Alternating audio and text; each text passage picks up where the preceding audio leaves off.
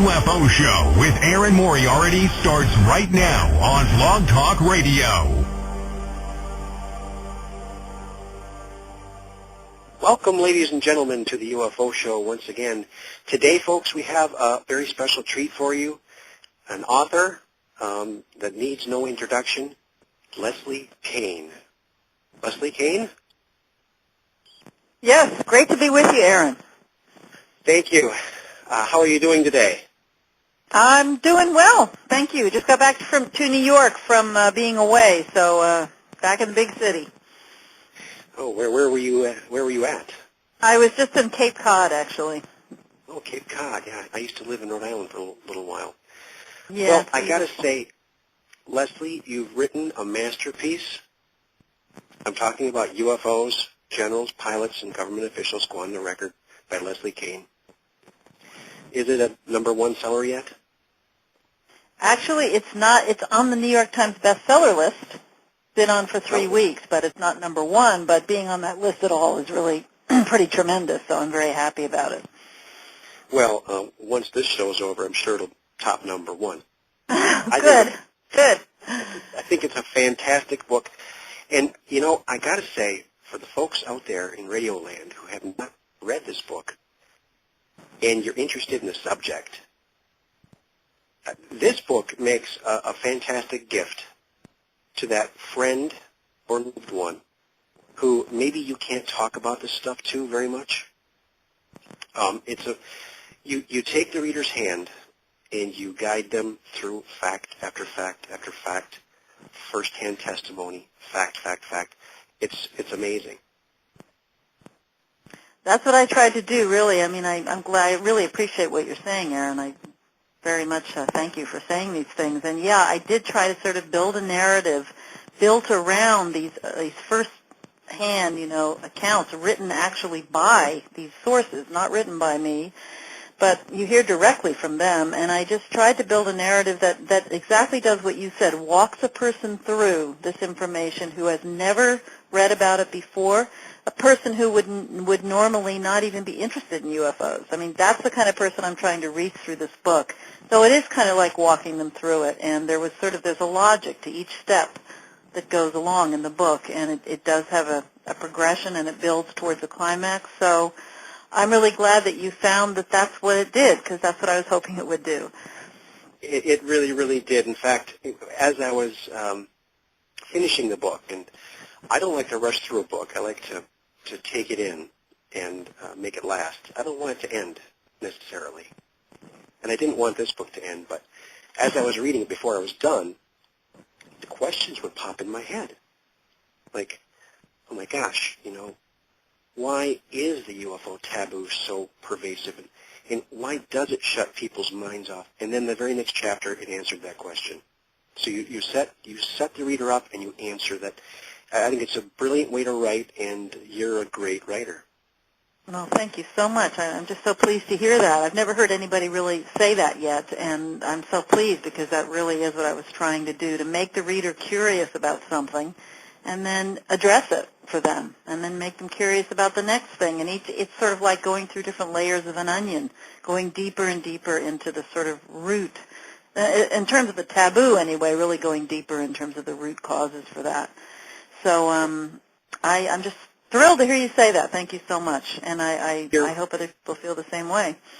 You're very welcome. I've already recommended your book to people who I converse with through the internet, and I've gotten rave reviews from them as well. So it's not just me saying it. I also want to mention that Leslie, you have a really nice website that if anyone wants to take a look at this book, I don't know why you'd want to. You just want to go and buy it first, then look at this. But www. Well, the website will. Yeah, go ahead. UFOsontherecord.com. There's no spaces there.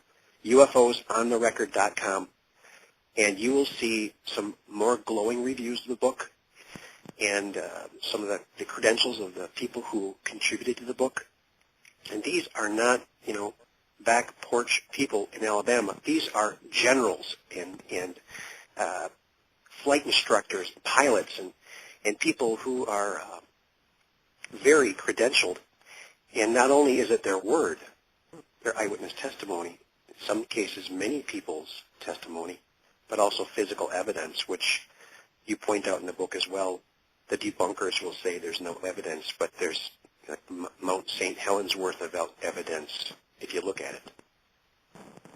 That's true. I mean, I think the most important cases are the ones that have a whole combination of evidence, and part of that evidence is physical evidence. It can be things like radar tracings, photographs, marks left on the ground by objects that have landed, physical effects on aircraft, radiation readings, all kinds of physical effects that these craft have. And when you have that in combination with multiple witnesses, usually, in the cases in the book we're dealing with military people often, or aviation people, and the combination of the two, and then you have written records, documents that were filed right at the time, people, notebooks that were kept by people who were witnessing things as they witnessed them, writing notes. A lot of paper that's involved also, documentation, official government documents. When you have the combination of all those things, you have a very strong case. And these are the types of cases we have in the book. Yes, and you cover it so well. And for the people who haven't read the book yet, another nice thing you do in this book that is different from most books that I've read on the subject is you steer clear of the over-publicized cases, and yet you still have case after case after case with huge documentation. There are more of these than we think. It wasn't just Roswell. I think that's amazing. I think you're right. I mean, and there are many other great cases that were not in this book, so it's not like there's a shortage of cases. But I did try to pull on, and some of these cases actually I think are fairly well known, such as the Bentwaters case. But what's really unusual about the book is that I've actually got the people directly involved writing their own pieces. So this is the first time that probably the two best-known witnesses for Bentwaters, Colonel Charles Holt and Sergeant James Penniston, have actually sat down and worked and written on a piece that they, rather than just giving a soundbite to a documentary or a press conference. They've written lengthy pieces with lots of detail and lots of personal emotion involved about their own thoughts, their own reactions to these things, at a level that they've never exposed them before. So even for the people who are familiar with some of the cases, they're going to get new information and new insights in the book because of the way these cases are presented. Oh, yeah, and the way it's written by the people, like you said, I mean, it's like you're hearing their voice. And each chapter is a different voice telling you another story, an amazing story. What was your favorite story in the book? Oh boy, that is a hard question because there are so many fascinating ones. But I love many of them. But I do find the Belgian UFO wave to be really fascinating, and that was actually the chapter that opens up the whole book. That triangle-shaped craft, the triangle craft, right? Yes, exactly. And they were seen. I mean, what was so phenomenal about these silent, large triangle craft with three really bright spotlights on each corner, and then kind of a red light in the middle. That was sort of the typical description. Of course, they do vary, but that was sort of the centralized description. And what was so interesting about this was that these sightings kept reappearing for a period of a year and a half or 2 years in this one country, this little country of Belgium. And for some reason, these craft reappeared and reappeared and reappeared, and they got tremendous numbers of reports on them, and many policemen were actually involved in these cases. And the Major General, who was at the time a colonel, who was in charge of the Air Force investigation of these events, has written this chapter for the book. He's now a Major General, Wilfried de Brouwer, and he presents all this, lots of witness testimony, drawings that many witnesses provided for the Air Force and for the researchers about what they saw, and a very amazing photograph of one of the objects that he actually gave me the very best copy they have, and it's been thoroughly analyzed by laboratories, and it's really a close-up shot of an actual UFO provided by a Major General. So you talk about physical evidence. I mean, that's a really important piece of physical evidence. And I just find the case really amazing because of the repetition that was involved and the kind of clarity they got about what the object was like because of the repeated reports that came in.